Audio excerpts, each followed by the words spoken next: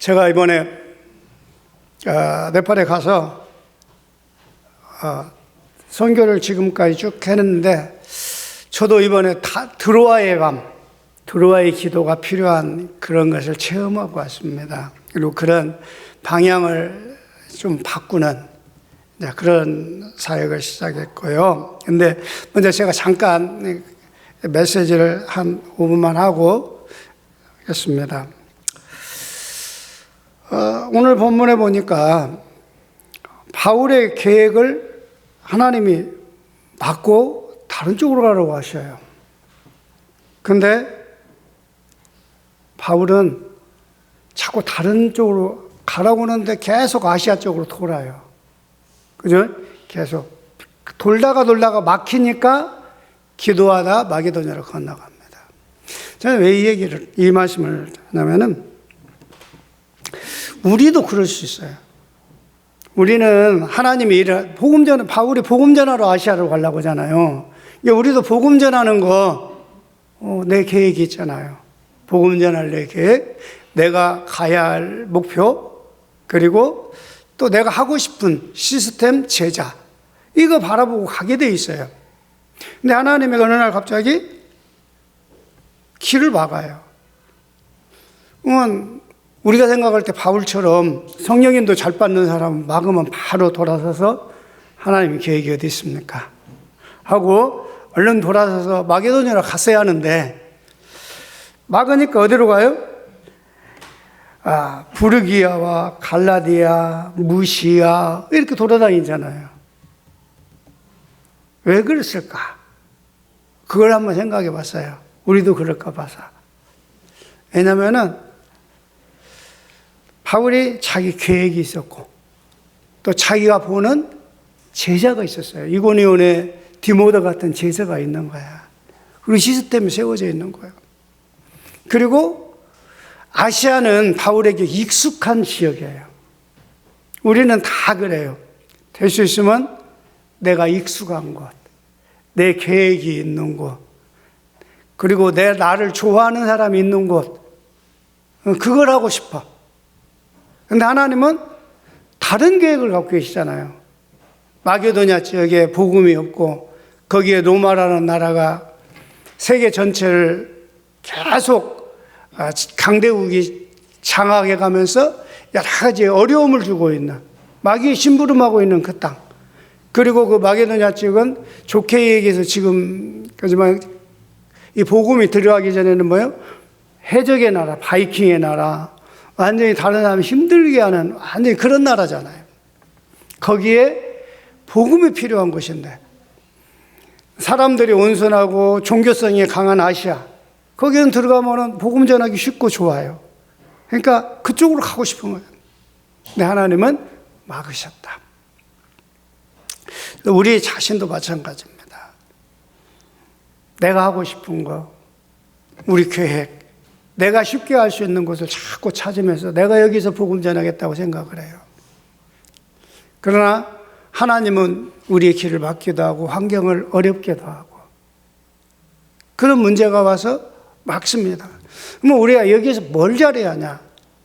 어려움이 왔을 때 첫 번째는 나를 갱신하는 기회가 되어야 합니다. 왜 나에게 어려움이 왔는가? 왜 지금 내 앞에 이런 일이 생겼고 막힘이 왔는가? 이것은 나를 어떤 부분을 갱신해야 하는가? 내 계획 어떤 부분을 수정해야 하는가? 그 부분을 하나님 앞에서 기도하면서 바꿔야 하는 기회고, 또 하나는 말씀을 따라서 하나님의 계획을 찾는 그런 기회가 되어야 합니다. 하나님의 계획이 어디 있을까? 저는 네팔에서 사역하면서도 제가 할 수 있는 게 없기 때문에 하나님 인도받기가 쉬웠습니다. 제가 할 수 있는 게 많았으면, 제가 능력이 많고 할 수 있는 조건이 됐으면은 아마 하나님 계획 찾기가 너무너무 어렸을 거예요. 근데 저는 할 수 있는 게 없었어요. 말도 못하지, 건강도 안 좋아서. 다른 선교사님들은 딱 하면 1년에 한 번만 들어오잖아요. 많이 들어오면 2번 들어오잖아요. 근데 나는 적어도 네팔에 2개월 있다가 한국에 1개월 있고 그런 식으로 계속 했거든요. 지금은 이제 거꾸로 됐어요. 한국에 2개월 있고 네팔에 1개월 있고 이제 그렇게 됐어요. 그런데 그랬기 때문에 성령인도 받기 위해서 기도할 수밖에 없었고, 근데 성령인도 받기 위해서 기도했는데 하나님이 너무나 정확하니 우리를 인도해 주셨어요. 바울도 마찬가지잖아요. 막히니까 드로아에서 하나님의 계획이 뭔가 하고 간절히 기도할 때 하나님이 환상 중에 하나님의 계획을 보여주셨고, 하나님의 계획을 따라가니까 어떤 일이 벌어져요? 이미 예비해 놓은 제자 시스템이 이미 다 있는 거예요.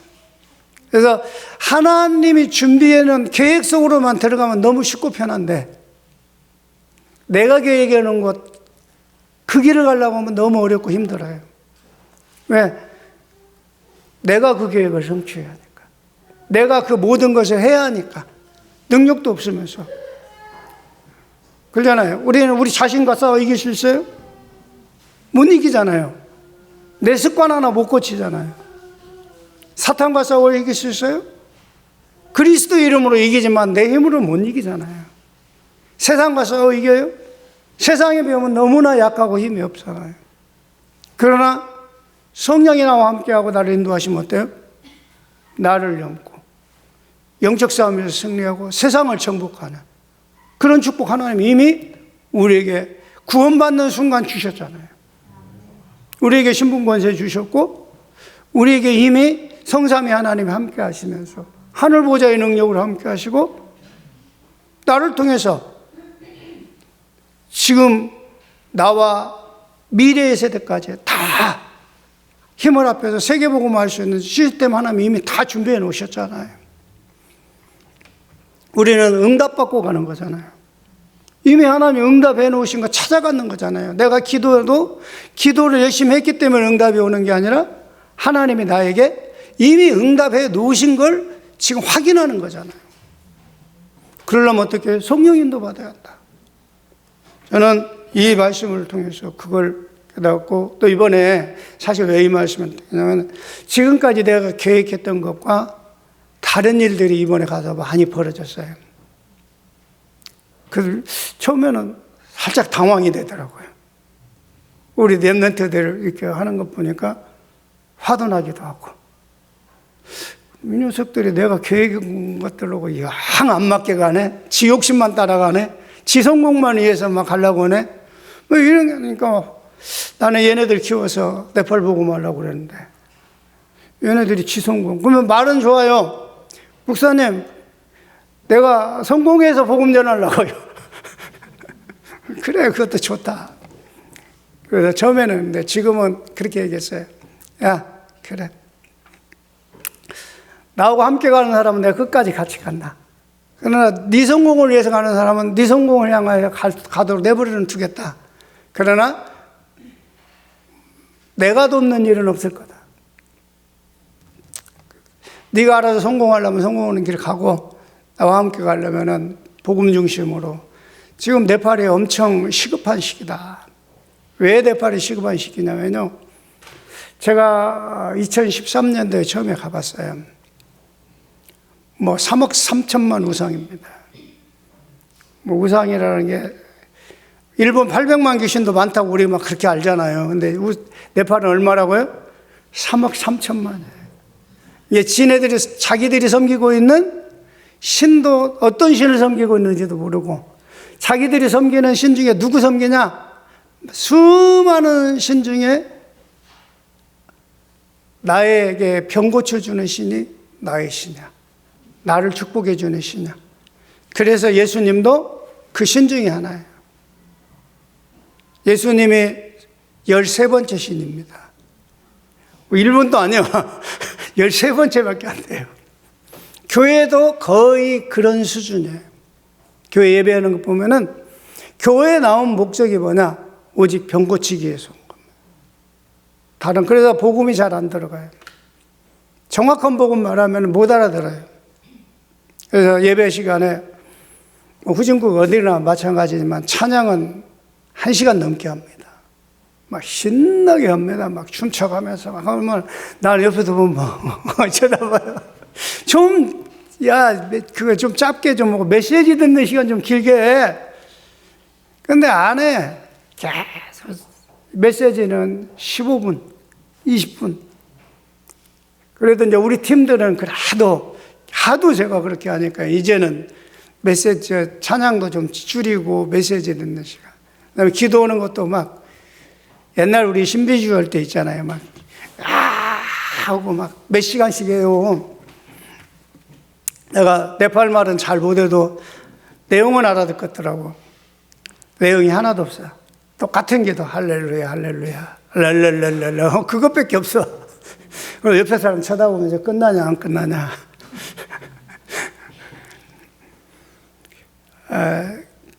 그래서 이번에 가서 제가 지금 네팔 사역을 하나님이 한쪽에 어려움을 주셨기 때문에 더 다른 쪽이 문이 열렸어요. 근데 제가 이제 체계적으로 이번에 갔다 온 그 부분에 대해서 보고를 드리겠습니다. 그리고 여러분이 기도해 주실 것에 대한 보고를 드리겠습니다. 지금까지는 카트만두하고 서쪽 지역 중심으로 사역이 진행됐어요. 사실 서쪽이고 동쪽이고 거리는 그렇게 안 멀어요. 한 600km 되나? 끝에서 끝이? 그렇게 안 멀어요. 근데 걸리는 시간은 엄청나게 멀리 걸려가지고 한 번에 전국을 돌 수가 없어요. 제가 이번 한쪽만 갔다 왔는데 8박 9일 갔다 왔는데 5군데 집회하고 왔어요. 왜냐? 하루 이동하고 하루 집회하고 하루 이동하고 하루 집회합니다. 이동하는 시간이 우리는 보통 3시간 하면 멀죠. 그죠? 근데 목사님 여기 가까운 데예요. 하고 그냥 갔다 오게 해요. 그러면은 3시간에 4시간이고 그렇지 않으면 10시간, 12시간 차를 타고 움직여야 합니다. 이번에는 왜 동쪽으로 왔냐면 서쪽에서 중심을 했는데 서쪽에서 나름대로 렘넌트들이 많이 일어났어요. 그리고 이번에 교회가 하나가 세워졌어요.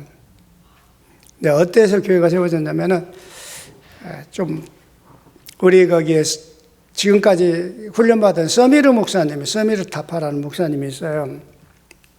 그분은 원래 마약 중독자였는데 복음 듣고 밖에서 오직 예수만 하고 다녀요. 메시지 가사만. 근데 난 그분 메시지를 보면은 내가 네팔 몰라도 감동이 되는, 옛날 우리나라 그 부흥사 중에 아주 제스처 좋고 막 하는 분이 있잖아요. 그런 스타일 하고 오직 예수만 가서 기본 메시지만 다니면서 합니다. 제자들이 내가 가면 오직 그리스도, 오직 예수 한국말로 해요. 오직 예수, 세계복음화 그 한국말로 해요. 다른 거 한국말 못하고. 그런 정도의 아이들을 이렇게 키웠어요. 네, 한 군데서 한 50명을 이렇게 키우고 있었는데, 간단하게 얘기하면 제가 그 훈련이 너무 잘 됐어요. 그래서 목사님 집회 한번 해주세요. 그래서 오케이 하고 집회하러 갔어요. 집회하러 가서 식사비는 줬어요.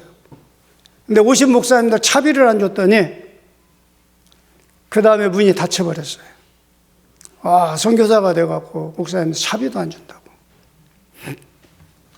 그분한테 계속 얘기를 해서 메시지를 할 때마다 얘기를 했대요. 우리 팀들은 한국에서 오신 목사님들도 돈 절대 안 준다고 얘기를 그렇게 했대요. 근데도 한국 목사님들이 가서 다 배려놨어요. 우리 팀 말고. 저도 처음에는 그런 유혹이 있더라고요. 왜냐면은 제가 어느 지역에 가서요, 한 30만 원만, 밥값 30만 원 딱 주고, 오시는 목사님들 차비 한 5천 원씩만 주면요, 한 300~400명 쫙 모여서 집회할 수 있어요. 그러면은 우리 이렇게 했다고 해가지고 제가 여기 선교보고하러 와서 딱 찍어갖고 딱 띄워놓고 이렇게 사역하고 있습니다. 그러면 여러분 감동받겠죠? 이야, 저 목사님 대단하네. 원래 처음에 가서 순회 사역할 때는 그렇게 했어요. 돈은 그렇게까지는 안 줬어도 하여튼 그렇게 몇십 명에서 몇백 명씩 모였어요. 근데 제가 가서 보니까 그렇게 해서는 절대 안 되는 거예요. 왜? 집회 끝나면 아무것도 안 남는 거예요. 돈만 없어지고 시간만 낭비한 거지 제자는 하나도 안 남는 거예요. 그래서 제가 기도했어요. 하나님, 한 명을 남기더라도 제자 남기고 오게 하십시오. 내가 있어도 되고 없어도 되는 선교하게 해주십시오. 내가 없어야 더 잘 되는 선교. 네팔 사람에 의해 복음운동이 일어날 수 있는 선교 되게 하십시오. 근데 참 네팔만 그런지 네팔 현장에서 보니까 참 그게 잘 안 되더라고요. 안 되고 또 이렇게 우리 교단 말고 다른 교단 선교사들이 이렇게 좀 아는 분들이 와서 이렇게 나한테 막 야단을 많이 쳐요. 어떻게 하려고 이렇게 선교하냐고. 왜요? 그랬더니 왜 네팔 애들한테 냉장고 문도 열어놓고 마음대로 쓰라고 하고 목사님 방에 아무나 오게 하고 같이 그냥 왜 이렇게 그렇게 지내냐는 거야. 네팔 애들 그렇게 하면 큰일 난다는 거야. 목사님이 딱 힘주고 너 어디까지만 오고 완전히 그냥 꼼짝 못하게 만들어야 된다는 거야. 그러면 저희들 이상합니다. 그렇게 하면 다 도둑질해가고 남는 게 하나도 없어요. 그렇게 얘기를 해요. 근데 저는 이제 그랬어요. 목사님, 나는 그거 아니라고 생각합니다. 내가 네팔에 군림으로 온 거 아니고 내가 여기에 복음 전하러 왔고 이 사람들하고 친구가 되지 않으면 오히려 이 사람을 섬기지 않으면 이 사람들에게 어떻게 복음이 들어가고 나중에 그렇게 해서 내가 성공을 했다고 합시다. 내가 몇백 명 내 주변에 막 뭔가 건물도 크게 세워놓고 그랬다고 합시다. 그러면 걔네들이 진심으로 나를 따르겠습니까? 네팔 같은 나라는 아주 더 그럴 겁니다. 왜냐하면 선교사 쫓아내기가 너무너무 쉬워요. 왜냐하면 네팔 형사법이 복음을 전하거나 복음 전환을 가르치다 잡히면은 5년 징역입니다. 그리고 영구 추방입니다. 마음에 안 들면 고발한다고 그래요. 그러면 우린 꼼짝도 못해요. 그런데도 그러더라고요. 참 그건 아닌데. 그러니까 그런 식으로 이렇게 하는 거 보면서 너무 답답했어요. 정말 우리가 이 사람들을 복음 들어갈 수 있도록 섬길 수 있으면 섬겨야 하고 친구처럼 지내가면서 이렇게 해서 해야 이 사람들이 마음의 문을 열고 진실한 것이 들어가는데 아니면 돈 받기 위해서 하는 척 하는 거 아니겠냐. 그리고 나중에 뒤통수 치는 거 아니냐. 감사하게 제가 이번 코로나를 지나면서 너무 감사했던 게 제가 2년 동안 이상 못 들어갔잖아요. 근데 오히려 더 시스템이 확장되고 제자들이 더 늘어나는 거 보면서 너무너무 감사했어요. 네, 하나님이 하셨구나. 제자들을 세워놓으니까 자기들끼리 더 복음 운동이 확실히 일어나는구나. 아마 내가 시키는 일만 했으면 나 나오면 그대로 끝났을 텐데 하나님이 그렇게 해주신 게 너무너무 감사했고 제가 이제 자꾸 옆으로 나갑니다만 그런 식의 나라란 말이에요. 근데 이제 그 사람들이 자꾸 그렇게 돈을 쓰니까 우리도 돈 쓰기를 바라요. 근데 우리는 돈 안 씁니다. 거의 안 씁니다. 안 쓰려고 해도 딱 한 가지 써요. 집회 오면은 여러 교회에서 모이니까 밥값 할 만큼은 줘요. 근데 처음에는 돈으로 줬는데 지금은 안 주고 헌금 시간을 갖습니다. 그거 고쳐주려고. 너는 거지가 아니다. 너희는 거지가 아니다.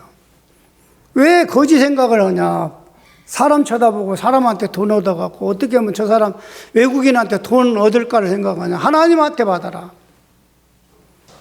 그래서 헌금을 합니다. 나는 하나님께 드리고 너희는 하나님께 받아서 하나님 일하는 거야. 그 생각 고쳐주려고 하는데 그게 쉽지가 않아요. 너무너무 이게 깊이 뿌리 박혀서요. 특별히 한국 사람들에게는. 미국 사람들에게는 그렇게까지 안 해요. 미국 사람들은 그렇게 않거든요. 한국 사람들만 더 특별히 그래요. 가서 있잖아요. 한국 사람들 기분 탁 하고 야, 너 마음에 든다고 돈 막 계획 없이 막 주고 그러잖아요. 그러면 절대 안 되는데.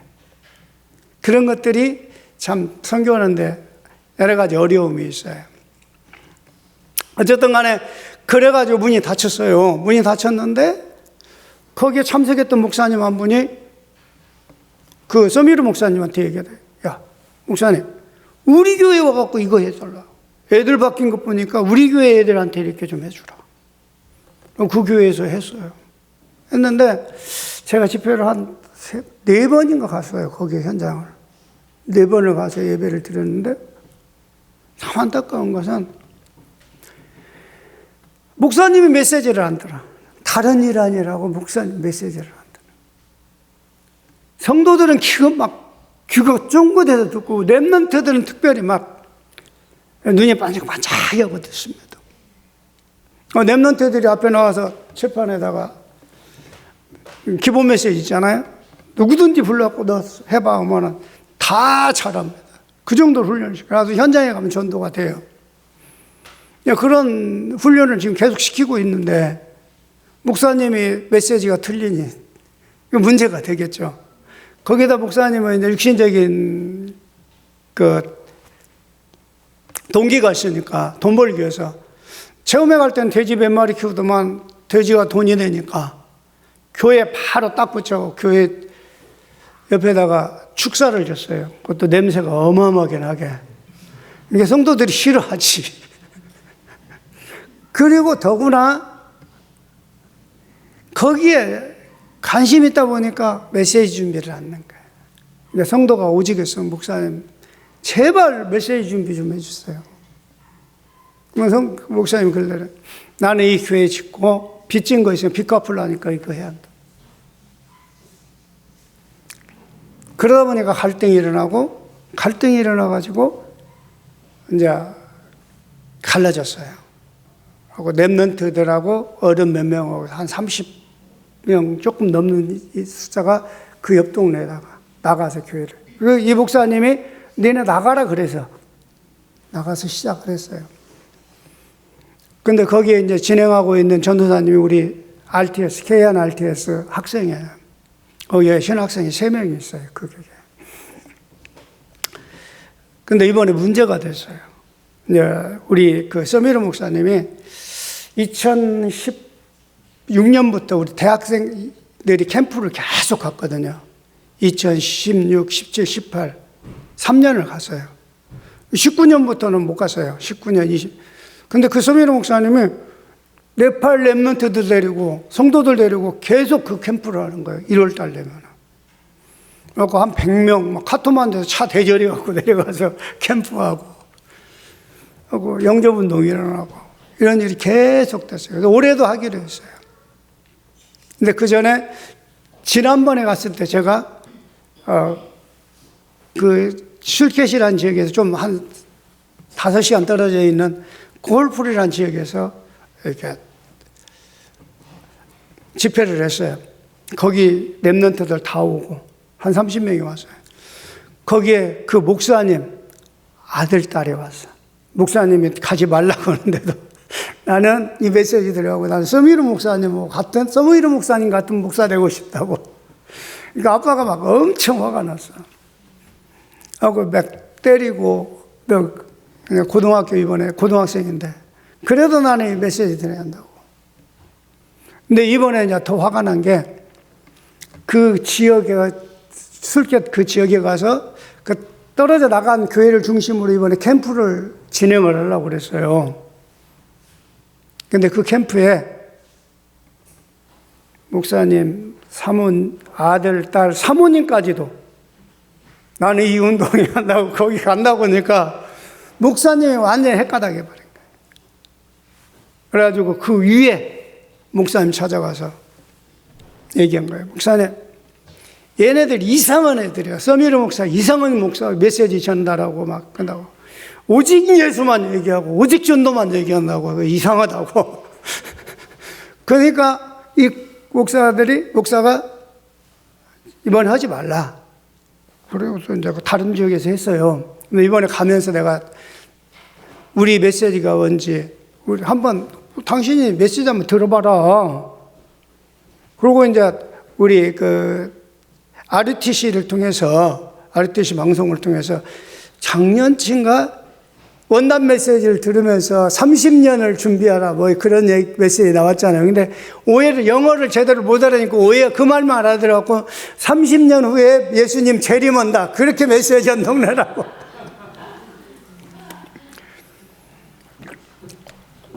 그래서 내가 만나서 한번 얘기도 하고 집회도 한번 해봐라. 우리가 어떤 메시지인가 들어봐라. 그러니까 처음에 듣는다고 하더만 오늘 갑자기 바뀌었어요. 바뀌면서 하는 얘기가 뭐냐면은 왜 그 조그마한 지교회 중심으로 오냐. 네팔은 지교회가 참 잘 돼 있어요. 예를 들어 수원 안디옥교 이 정도 크면요. 지역에다가 지교회 한 막 60개, 70개 돼요. 그래갖고 그게 그 본교회 지교회라. 지교회에서 또 지교회가 선자교회 나온 거예요. 그러니까 이제 얘기하는 폼이 뭔 얘기냐면 쭉 자세히 들어보니까 왜 우리 큰 교회, 원교회에서 해야지 거기서 하냐. 그거 맞죠. 그러면 그 교회에서 합시다. 나는 처음에는 그렇게 알아들었거든요. 근데 가만히 얘기를 더 자세히 들어보니까 외국인이 와서 도와주려면은 우리 교회를 도와야지 왜 그 조그마한 교회에다가 돈을 도와주려고 그러냐 그 말이에요 지금.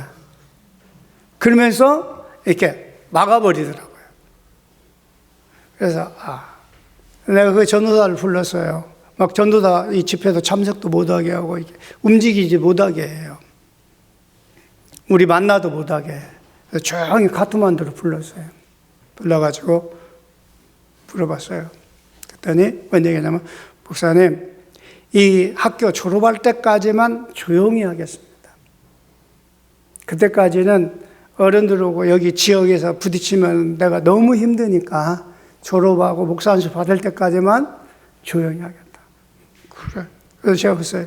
그러면은 야, 조용히 하면서 잘 섬겨라. 목사님들이 밥 사달라면 고기 사주고 막 열심히 잘 섬겨라. 그러면서 이 복음 운동 조용히 해라. 왜냐면은 그 전도자든지 어떻게 할 수가 없어요. 왜냐면은 그 교회 성도들이 우리 복음 아니면은 다른 메시지는 듣지를 못하니까 자기도 그걸 알아. 이 복음 메시지 외에 다른 그 원래 큰 교회 목사님이 와서 설교하면 성도들이 메시지를 못 듣는데. 그러니까 벌써 이미 다 끝난 거예요. 그러니까 3년 동안 조용히 지역의 증거를 보여라. 오직 너는 그때 그렇게 하겠다고. 근데 계속 신학교는 우리 KNRT에서 계속 공부하고 그 교회에서 3명이 공부하고 있습니다. 그래서 그쪽이 막혀서 이번에 이제 치뚜안이라는 지역은 이게 남쪽 중심입니다. 거기에서부터 동쪽으로 쫙 가서 남쪽에 어느 정도 가냐면 새벽 4시에 출발해가지고 10시에 치뚜안에 도착해가지고 집회하고 오후에 한 2시간, 3시간 가서 조금 빨리 가려고 3시간 정도 가서 해 돋아드는 곳에서 자고 그 다음날 하루 종일 차 타고 비트로 모드라는 지역으로 옮겼어요. 한 몇 시간 차를 타고 왔어요. 거기 차 타고 가는 건 괜찮아. 왜냐면은 평지니까.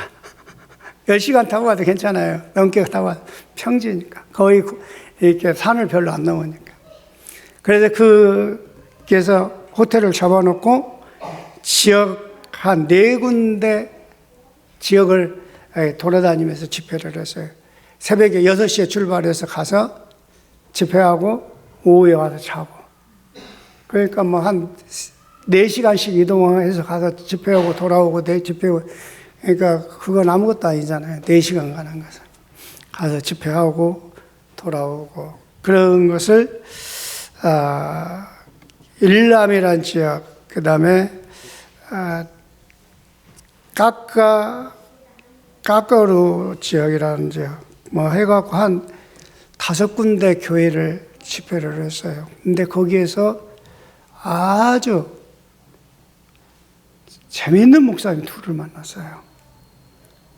어떤 목사님? 참 영적 문제가 뭐라는 걸 보여주는 목사님이 있어요. 원래 네팔 이름은 잘 모르겠고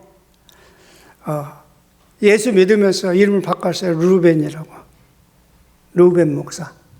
이 사람이 9살 때 귀신한테 완전히 잡혀가지고 혼자 정글에 가서 2년을 살았대요. 사람 눈에 안 띄게. 나무들하고 대화하고. 귀신이 완전히. 그래서 집에서는 죽었다고 장례식하고. 근데 얼마나, 그러니까 아버지가 무당이야. 근데 그분이 지금 106살인가 되는데 지금 살아계시더라고. 근데 얼마만큼 귀신이 충만했냐. 그 얘기를 하더라고. 자기가 나쁜 짓 하려면 얼마든지 하겠더라고. 집에 가만히 앉아고 딱 있으면은 어떤 은행 그 금고 번호가 몇 번이라는 거 다 알려준대요. 내가 가서 얼마든지 꺼내갖고 올 수 있을 만큼 그 정도로. 이게 뭐 보통 문제가 아니잖아요. 그 정도로. 근데 그분이 예수 믿고 목사님이 됐어요. 그래가지고 지금 지교회를 한 10군데인가? 10몇 군데 한다고 그래요. 인도에까지 지교회를 하고 있더라고요. 근데 그분이 우리 메시지 기가 막히게 알아듣는 거죠. 자기 문제잖아. 기본 메시지인데 진짜 막 몇 번을 따라다니면서 계속 그게 내 문제라고. 그게 영적인 그거라고. 그걸 막 최고로 잘 알아듣는 거야. 그래서 우리 이거 같이 계속 하고 싶다. 이거 아니면 네팔 보고는 안 된다. 그런 목사님을 만났어요. 그리고 이제 다른 한 분 목사님은 그분하고 연결돼서 관심이 상당히 많더라고. 관심은 많았는데, 뭐 자기 것이 많아서 지금, 그러니까 메시지는 계속 듣겠다고 하는데, 그런 분 한 분 만나고. 거기에서 이제 4일 하고 이동을 했습니다. 하루 종일. 3시간 평지를 가고, 한 9시간 산을 가는데, 어느 정도 산을 갔냐? 보통 1,500에서 2,300 되는 데를 올라갔다 내려갔다. 내가 그래서 통역하는 진덕이, 야, 우리 고개 몇 개 넘었는데, 물어도 잘 모르겠대. 한 9시간을 길을 갔어요. 포장도 안 된 길. 그러니까 제가 이렇게 핸드폰에 우리 만보기 설치해 놨잖아요. 앱. 차만 타고 탁 있었는데, 가서 내리니까 한 7,000보 걷는 걸로 돼 있어요. 차만 타고 있었는데, 이게 이렇게 흔들리니까 걷는 게 되는 거예요. 거기 갔더니 한 2,000m 되는데 호텔도 없고 그냥 거기에 와이파이도 안 되고 그런 데서 이제 이틀 하루 가서 하루 집회하고 이틀 자고 돌아왔어요. 근데 거기에는 목사님이 또 메시지를 또 잘 알아듣더라고요. 그러면서 성경을 내가 많이 읽었고 성경을 많이 가르쳤는데 성경을 이렇게 적응하는 거 처음 봤다는 거야. 메시지를 이렇게도 우리 삶에 적용이 되고 이게 증거가 된다는 게 참 처음 봤다. 이거 교재 있으면 주고 계속 와서 가르쳐 달라. 근데 그런 목사님을 만났어요. 그분도 교회를 조금 크게 해요. 지교회가 한 10군데 되는 그런 목사님. 그분에게 이제 우리 서미르 목사님이 가요. 서미로 목사님이 좀 신났습니다. 원래 그 마약 중독자고 하여간 처갓집이고 본가고 별로 안 좋아했거든요. 근데 목회하고 이렇게 전도하면서 너무너무 처갓집에서 좋아하다 보니까 오토바이를 사줬어요. 네팔에서는 오토바이 그거 한 300만 원 가거든요. 우리나라 수준으로 한 3천만 원 들였다고 봐야 할 거예요. 그래서 오토바이 그거 타고 막 여러분 오토바이 타고 얼마나 가요? 그거 타고 그분은 2박 3일 3박 4일 가요. 버스 타고 가는 것보다 빠르다고 그렇게 가요. 가면서 중간중간에 사역하면서 우리는 차 타고도 힘든데 오토바이 타고 다녔어요. 그렇게 열심히 오고 다녀요. 그래서 서미로 목사님 그렇게 하지 말고 그렇게도 하지만 가서 한 군데 가서 옛날 저쪽에서 한 것처럼 아이들 집중으로 3박 4일 막 이렇게 같이 먹고 자고 하면서 집중훈련 계속 시켜라. 또 번갈아 가면서 한 달에 한 번씩이라도 계속 시켜라. 그래서 저쪽 술캐스에 있는 아이들처럼 정말 누가 뭐라고 해도 나는 오직 예수. 그 목사님 아들 딸처럼 아버지가 두들겨 패가면서 너희 그 메시지 들으면 안 되고 너 그 서미로 목사가 같이 오면 안 돼. 그래서 나는 서미로 목사 같은 목사님 되겠다고 그 정도로 훈련을 시켜라. 그래서 지금 우리 순회사역은 그렇게 진행을 하고 있어요. 우리 미션 홈은 지금 아이들이 잘 크고 있습니다. 우리 여기 수원 안디교회에서 후원해주고 있는 그 레누카라는 아이가요, 저 시골에서 올라왔어요. 정말 처음에 왔을 때는 불신자 중에 불신자. 지금도 지네 엄마 아빠는 힌두교예요. 근데 여기 가서 공부도 아주 잘해요. 이번에 갔더니 논란인 것이 내가 한국말 하면은요, 거의 알아듣더라고. 한국말은 못 하는데 알아듣는 건 거의 알아듣는 거야. 그래서 내가 그러면 지가 나한테 한국말로 대답하기는 했는데 지 동생한테, 사촌 동생이 같이 왔거든요. 사촌 동생한테 내가 말하면 네팔말로 통역은 다 해. 그 정도로 많이 발전했어요. 그리고 공부도 잘해서 이제 모르겠어요. 지금 이제 9학년 올라가거든요. 근데 앞으로 의대 가겠다고 공부하고 있습니다.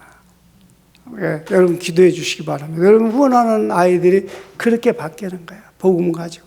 완전 불신자가 변해서 복음 전하는 사람으로. 얘네들 메시지 잘합니다. 가서 전도 잘해요. 그리고 앞으로 네팔을 살릴 엘리트로 이렇게 커가고 있어요. 또 이번에 이제 그 스미티라는 애, 걔는 변화가 돼서 좋았는데 지난번에 갈 때만 해도 목사님, 내가 야 너 이제 이렇게 변했으니까 또 따라다니면서 운동해. 또 다 대답을 열심히 잘했어요. 왜냐면 걔가 지난번에도 얘기했지만 아주 말썽꾸러기였거든요. 구제불능. 네팔 사람들이 다 싫어하고 제가 그냥 공부도 않지, 말썽만 배우고 다니지, 그냥 어른들 뭔 말하면 어른한테 대들지, 정말 상대를 못할 만큼 힘든 애였어요. 근데 그 아이가 바뀌었잖아요. 딱 4마디에 바뀌었어요. 4가지 일을 시켰더니 얘가 바뀌어버렸더라고. 그 말썽꾸러기를 불러놓고 제가 그 아이를 어떻게 고칠까? 그걸 내가 1년 연구했어요. 1년. 같이 하다 보면서 얘를 바꿔야 하는데 뭘 칭찬해줘 갖고 바꾸지? 근데 그런 애들일수록 칭찬할 게 없잖아요. 그죠? 1년을 지켜봤어요. 뭘 칭찬해 주지? 근데 어디 가갖고 사람을 만나면 애들 잘 사귀는 거예요. 이번에도 보니까 놀라운 거 발견했어요. 제가 이번에 가면서 어떤 그 집사님이 옷을 한 2박스 줬어요.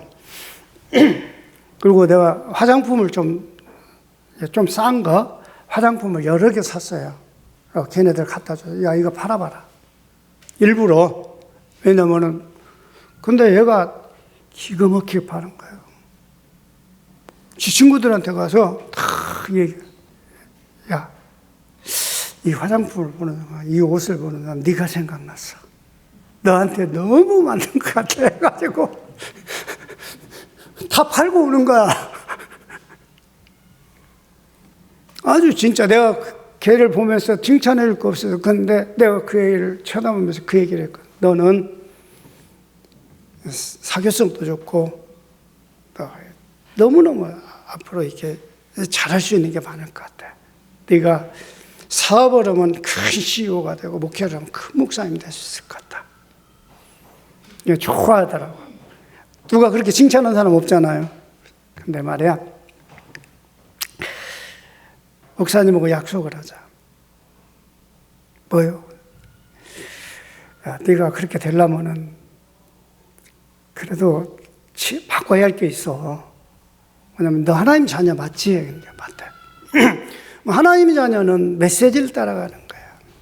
말씀 따라 흘러가, 말씀의 흐름을 따라가고, 말씀 따라가는 게 하나님의 자녀야. 그러니까 오늘부터 메시지 잘 듣고 그 언약 붙잡고 기도하는 거야. 그거야 할 수 있다. 그 다음에 네가 사업하려면 수학 공부하기 싫으면 공부하지 마. 아직까지 뭐 세상에 나가 공부해갖고 성공하는 거 아니야?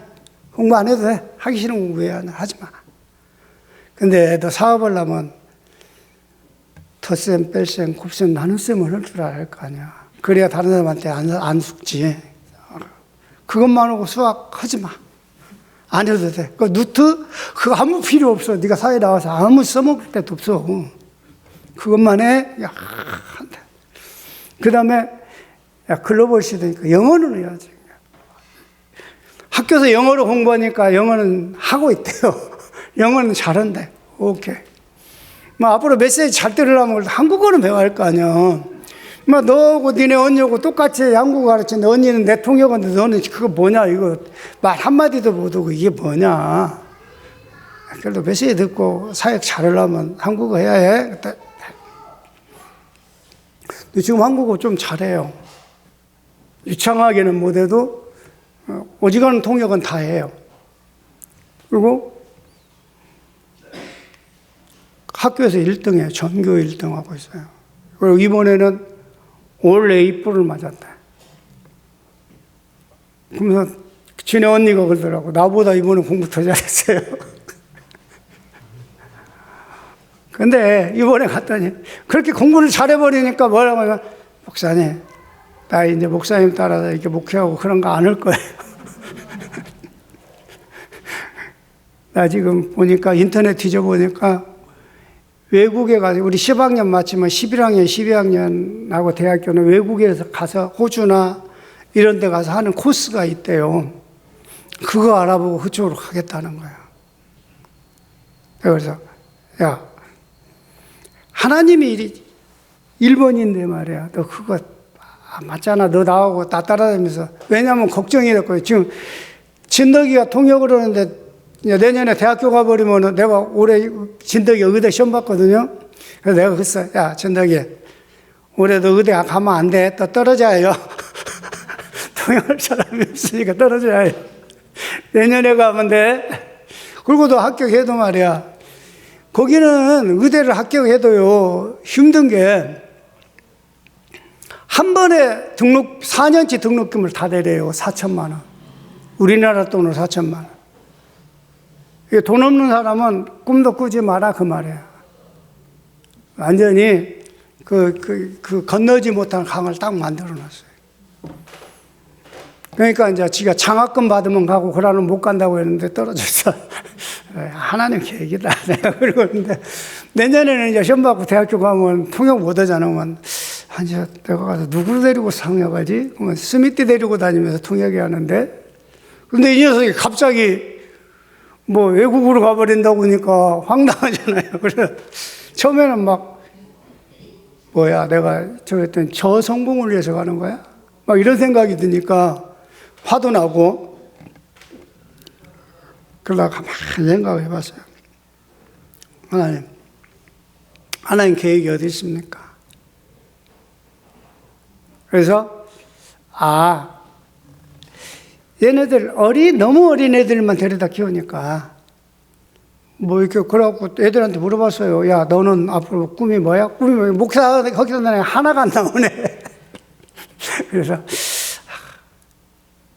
얘네들은 나름대로 네팔에 인재가 되고, 그 다음에 이미 신학교 시작한 애들 데려와야겠다.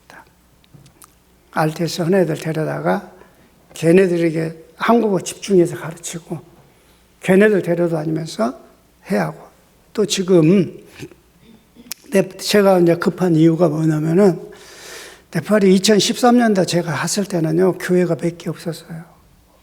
목사님도 오셔서 보셨지만 교회 별로 없었어요. 근데 지금은 가는 곳마다 교회가 막 세워지고 있어요. 엄청 교회가 많이 세워지고 있거든요. 이번에도 갔는데 산골짜골짜기 교회가 있는 거야. 그래서 근데 문제는 뭐예요? 전부 신비주의야. 그러니까 마음이 급한 거야. 네팔에 잘못된 교회가 쫙 세워져가고 거기에 모든 걸 잡아버리면 우리 복음 들어가는 게 오히려 더 방해될 텐데. 정말 빨리 복음 가진 사역자들 키워서 빨리 보내야 하는데, 내 마음은 그런데 애들은 또 그렇게 하고 자기 성공이 원하는, 너무 가난하게 사니까 부모들도 돈 벌기를 원하고, 그러니까 그쪽을 향해요. 결국 나중에 하나님이 뭘 어떻게 하실지는 모르겠어요. 그래서 지금 이번에 패턴을 바꿨어요. 그래서 뭐 일반 어린 아이들도 오게 하지만은 우리 RTS생들을 데려다 키워야겠다. 하고 더 집중 훈련 시켜야겠다. 이제 그렇게 마음을 먹었어요. 마음 먹고 이제 기도하고 있는데, 마침 그러면 그 돈 어떻게 하지? 그러면 이제 애들이 한 20명 데려다 키우려면 꽤 들어가요. 지금 현재 들어가고 있는 걸 이렇게 제가 이렇게 평균 내가 주는 돈을 평균을 나눠봤더니 뭐 후진국은 뭐 3만 원이면 됩니다. 완전 거짓말이에요. 한 사람당 한 14만 원씩 맥히더라고요. 먹고 자고 오는데. 왜냐면 집어대야죠. 거기 돕는 일하는 분 좀 줘야죠. 먹고 살아야죠. 학교 가는데 써야죠. 14만 원 정도 지금 내가 평균을 하나 봐서 내가 주는 돈을 숫자로 한 사람당 한 14만 원 들어가더라고. 물론 이제 숫자가 많아지면 집세가 조금 분바이가 더 되겠죠.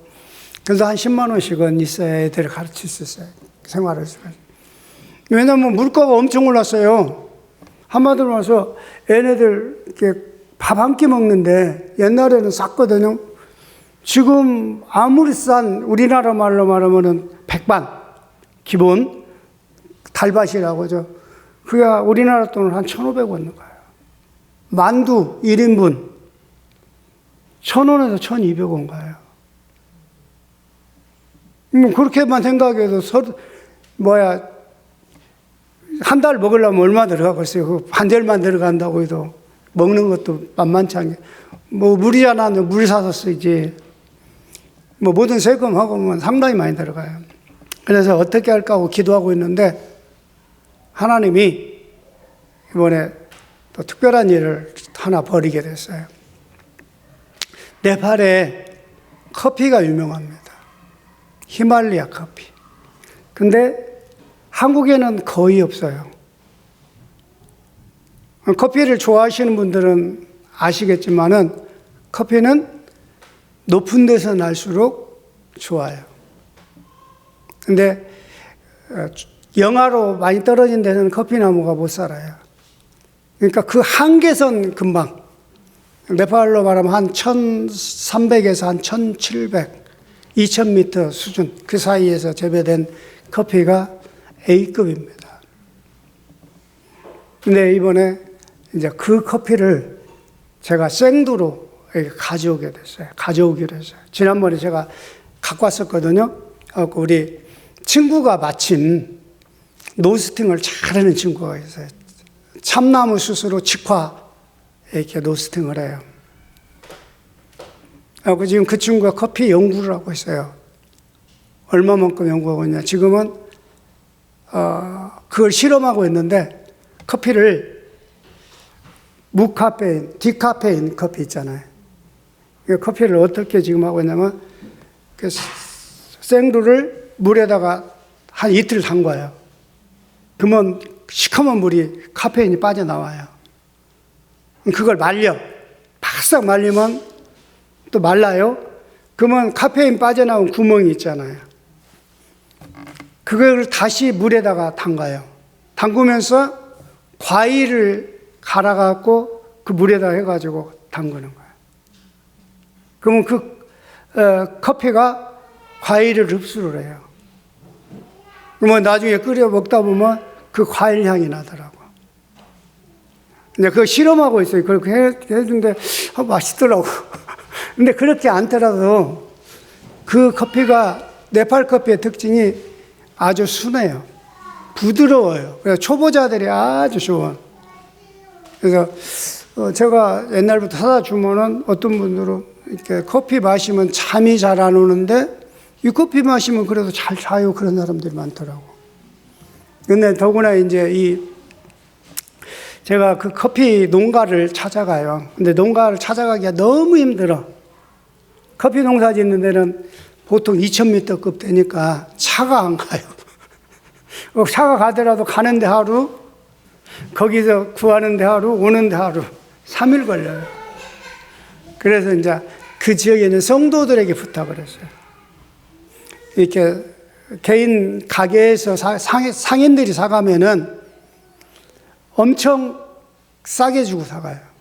절반 가격도 안 주고 사가고 자기들은 배를 붙여서 팔아요. 우리나라도 마찬가지잖아요. 그래서 성도들에게 좀 비싸게, 그 공정커피라고, 공정커피라고 하죠. 공정거래. 조금 농가도 소득 보장해 줄 만큼 조금 비싸게 사고 또 이제 그 수집하는 분에게 조금 더 주고 해서 제가 가지고 와서 여기에서 그 로스팅 해가지고 팝니다. 근데 여러분 커피를 잘 아시는 분은 아시겠지만은 지금 저 카페나 특별히 이렇게 싼 카페 있잖아요. 싼 커피 1,000몇백 원짜리 있잖아요. 그건 절대 먹으면 안 되는 커피예요.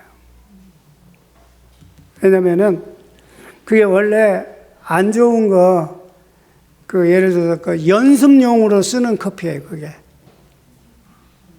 그 키로에 한 3,000원 가는 거. 쓰레기, 커피 쓰레기 갖다가 버려야 할 걸 갖다가 그거 갖다가 어떻게 해요? 맛이 없어요, 그런 커피가. 맛이 없으니까 어떻게 해요? 새까맣게 태워요. 그러니까 오직 커피에서 뭔 맛만 나요? 쓴맛만 나. 그리고 또 그걸 어떻게 해요? 팔리게 구기압으로 눌러버리잖아요. 그러면 뭐가 빠져나온지 아세요? 기름, 그 다음에 카페인, 몸에 안 좋은 것들이 다 빠져나오는 거예요. 그 커피를 마시면은 몸에 안 좋은 커피가 되는 거예요. 근데 이제 지금 우리 친구가 이렇게 해서 로스팅해서 이렇게 하는 커피는 많이 안 태워요. 1단계에서 8단계 있다면 한 6단계까지만 로스팅을 해요. 기름이 안 빠져나올 정도로. 그래가지고 그것을 또 그냥 드립으로 빼잖아요. 그러니까 건강 커피가 되더라고요. 지난번에 남원에서 하고 있는데 남원에 있는 목사님들이 내가 거기 있는데 전화가 와서 선교사님 갔다 왔냐고 그래서 놀러 와라고 커피 마시러 와라고 그랬어요. 그래서 오셨더라고. 커피를 내려서 주니까 왜 이 커피는 홍차 같아요? 다른 건 싹 하면 되고 홍차같이 불구스름만 그런 색깔이 난다 이거야. 하얀 잔에다 이렇게 하니까 홍차처럼 불구스름 이상하네요 그러더라고요. 그게 이제 그 친구가 설명을 쫙 해줘서 그랬더니 그냥 커피 사가시더라고. 나는 건강을 위해서 이런 커피 마셔야 한다고. 근데 이제 그런 커피를 가지고 제가 장사하려고 그런 거 아니고, 그걸 갖다가 그 친구가 저한테 하는 말이, 돈으로는 내가 선교 못하지만은 내가 재능으로 선교하겠다. 갖고 오면 내가 노스팅 해줄 테니까 가서 팔아라. 아는 교회에 가서. 어차피 사가지고 집에 드립해서 드신 분들 있잖아요. 그런 분들은 이렇게 그 커피를 좀 사셔가지고 드시면은, 신청을 해서 이렇게 드시면 좋을 것 같고, 그러면 거기에 나온 수익금 갖고 뭐 하려고 그러냐? 네팔에 랩넌트 키울 겁니다. 이제 미션홈 더 확장하고, 또 RUTC에서 지금 애들이 지금 한 200명 이상 훈련받고 있어요.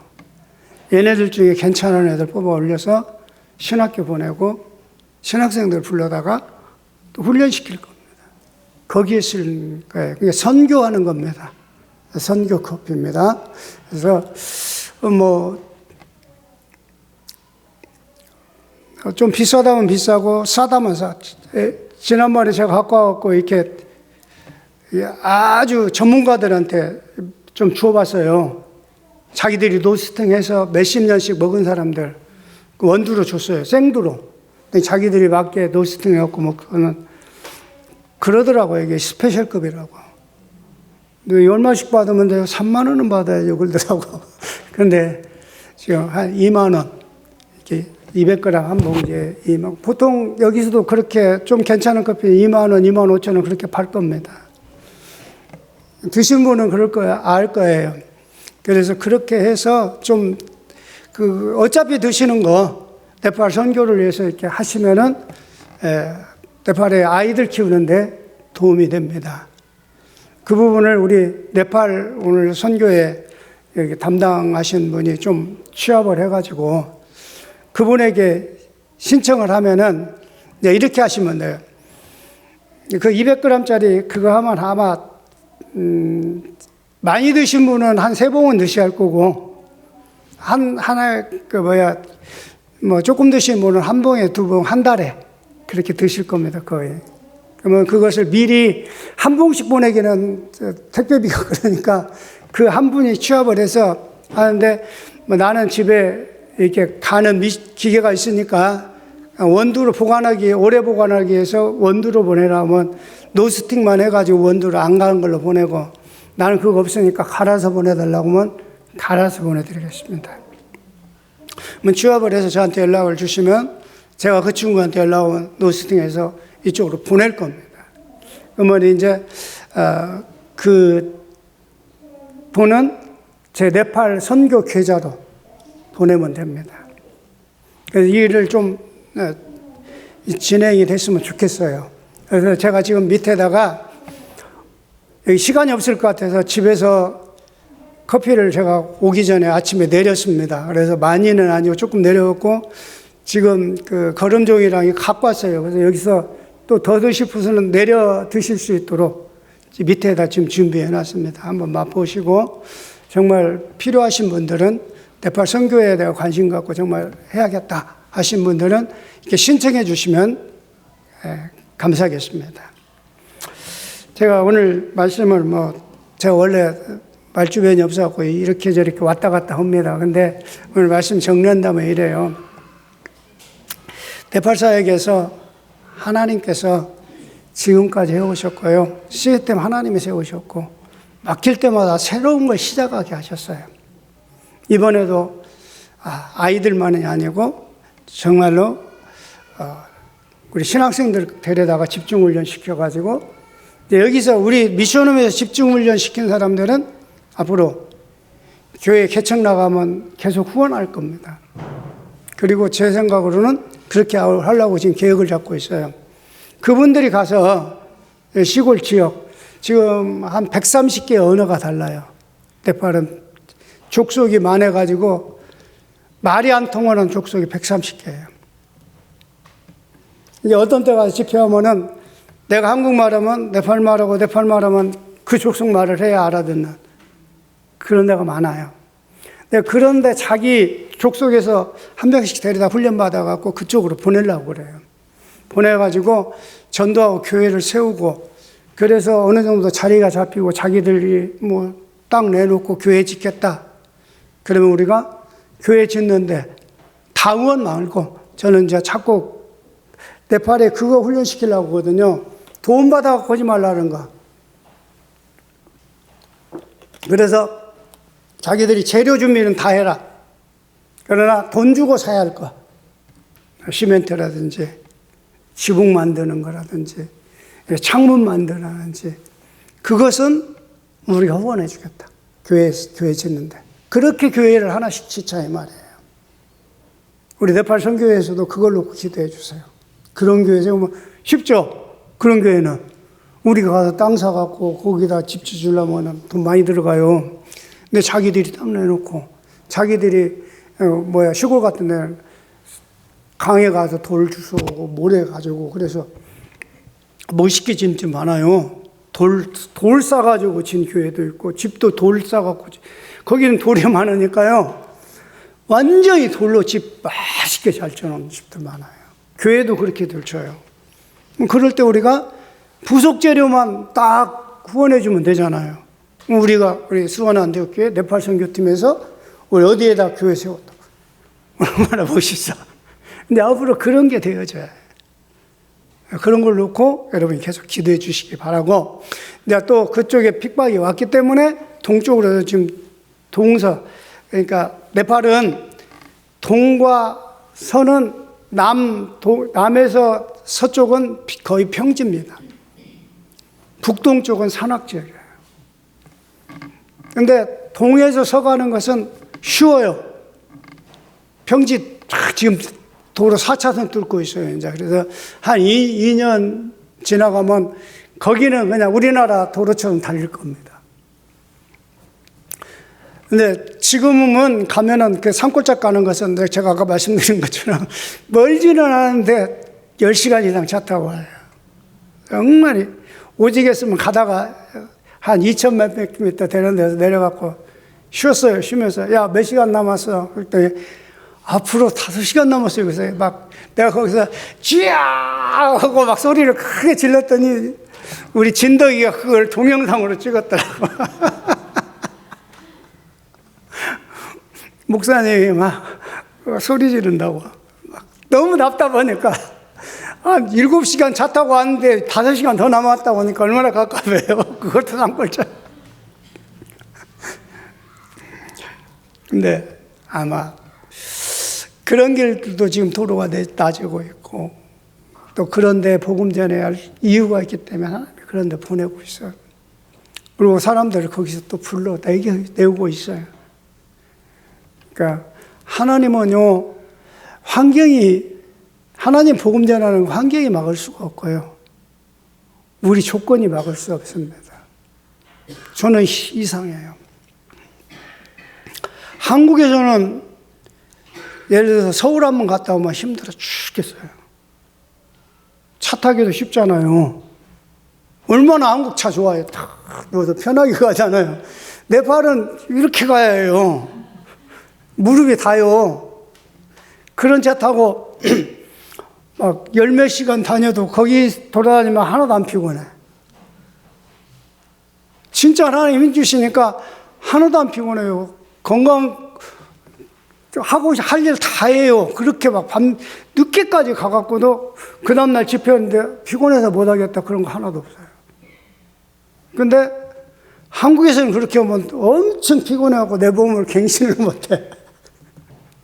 하나님이, 제가 왜 이 말씀드리냐, 하나님의 일을 하게 할 때는요, 내 신체 조건도 문제가 안 되고, 내 경제 여건도 문제가 안 되고, 내 지식 수준도 문제가 안 되더라고요.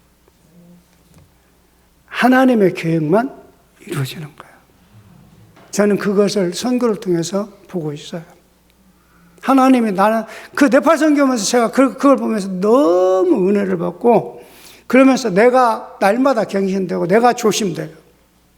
내 자신을 보면서 내가 할 일 있나? 내가 할 수 있는 게 있나? 내 방법으로 되나? 그러면서 내 방법을 자꾸 내려놓을 수밖에 없어요. 내 생각을 내려놓을 수밖에 없어요. 이게 되어지니까 이제 점점 바뀌어지는 게 뭐냐면은 딱 한 가지가 있어요. 옛날에는 사람이 나한테 어떻게 대하냐. 잘해주면 좋고, 섭섭하게 하면은 기분 나쁘고, 화나고, 그 사람 만나기도 싫고. 근데 지금은 점점 그게 없어지더라고요.